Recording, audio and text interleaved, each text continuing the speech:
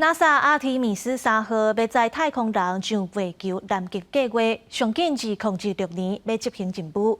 候选的太空人嘛已经完成训练啊，其中包括有一个是阿拉伯联合大公国的少年女性，伊也正做美国 NASA 头一个完成培训的阿拉伯查某太空人。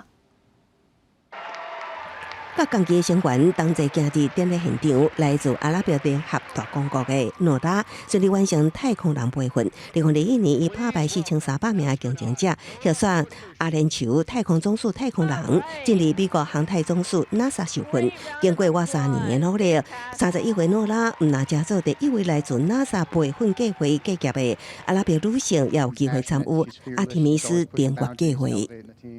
I want humanity to go back to the moon, and I want humanity to go further beyond the moon. And I want to be part of that journey. 诺拉自细汉就对太空真有兴趣，5、6岁的时阵，就立志要踏入月球。伊自机械工程系毕业了后，就进入阿联酋国家石油建设公司担任工程师。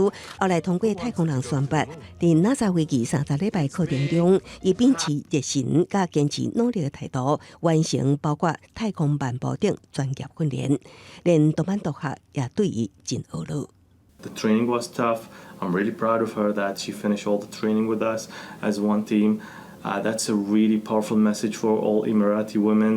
随时上伫诺拉进前，就已经有阿拉伯女性家伫私人航太公司执行任务。NASA 是设计特殊的太空人头巾，尊重诺拉的宗教信仰，协助伊顺利完成培训。真受大家注意的阿提米斯3号任务，有计伫2026年9月执行，到时阵会有第一位女性甲优秀金奖太空人踏上月球南极。公司新闻有间编译。